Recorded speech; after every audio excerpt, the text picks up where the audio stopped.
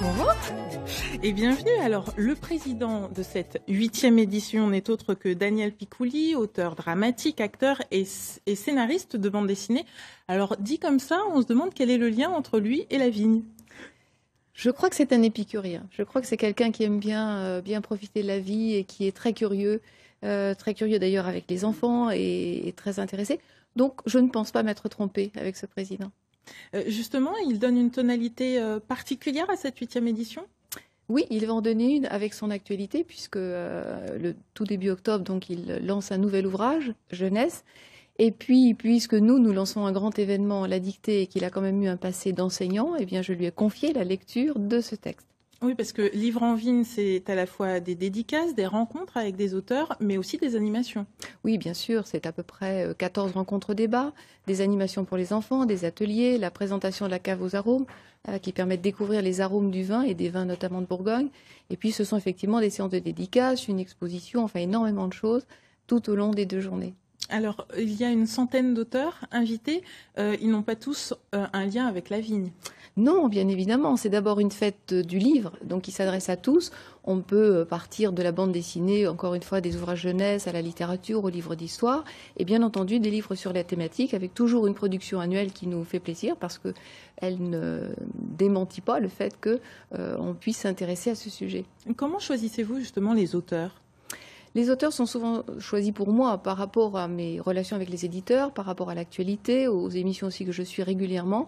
Certes, il y en a de moins en moins qui s'adressent et s'intéressent aux livres. C'est vraiment les contacts que je peux avoir et qui font que chaque année, je regarde de très près les parutions tout au long de l'année. Alors, il y a à la fois des auteurs français, mais pas seulement, des auteurs québécois, par exemple. Oui, ça c'est notre volonté que d'accueillir chaque année des invités d'honneur de pays étrangers. Cette année, il se trouve que ce sera Denise Bombardier, québécoise, et puis Andrei Gratchev, et ça me fait extrêmement plaisir, qui est russe, bien évidemment, et ancien porte-parole de Gorbatchev. Ce festival est-il réservé uniquement à un public de connaisseurs, d'avertis ? Non, pas du tout. Je crois que c'est vraiment pour tout public, pour lui donner l'envie, le plaisir de lire, d'écrire aussi, puisque nous avons des ateliers écriture et que nous mettons l'accent particulièrement sur la correspondance, d'ailleurs en soutien avec la fondation d'entreprise La Poste.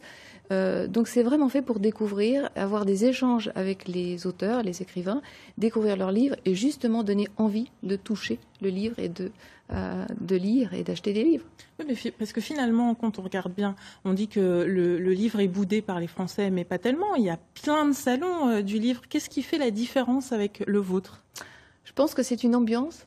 Nous avons choisi un haut lieu du patrimoine, donc un lieu qui est lourd d'histoire et d'émotions aussi, qui suscite des émotions, en plein cœur du vignoble, donc vous êtes dans un environnement favorisé, privilégié, surtout à cette saison, avec de magnifiques couleurs, qui fait que les gens le vivent avec une certaine détente, y compris les auteurs. Il y a une ambiance particulière qui se dégage, ça n'est pas un grand barnum tout aussi intéressant comme peuvent l'être les grands salons, bien entendu, avec un public énorme, mais je ne me plains pas, parce que le public répond au rendez-vous et se déplace dans ces vignes pour un vrai plaisir. Et il ne faut pas oublier non plus que ça s'inscrit dans une démarche œnotouristique et que nous sommes là pour défendre le patrimoine viticole, le faire découvrir et puis être quelque part des ambassadeurs de la Bourgogne. Mais je crois que c'est lié au lieu qui n'a pas été choisi par hasard.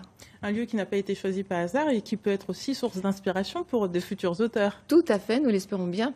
Et c'est quelquefois payant, nous le voyons en retour dans certains ouvrages qui relatent à un moment donné dans un chapitre un des événements ou un lieu qu'ils ont découvert en Bourgogne. Donc, à retenir ce week-end, Livres en Vigne, parce qu'il y a S à Livre et S à Vigne. C'est tout ce week-end au château du Clos Vougeot, un château et un lieu pas choisi par hasard, vous le disiez, lien utile sur notre site internet. Merci à vous pour cette présentation.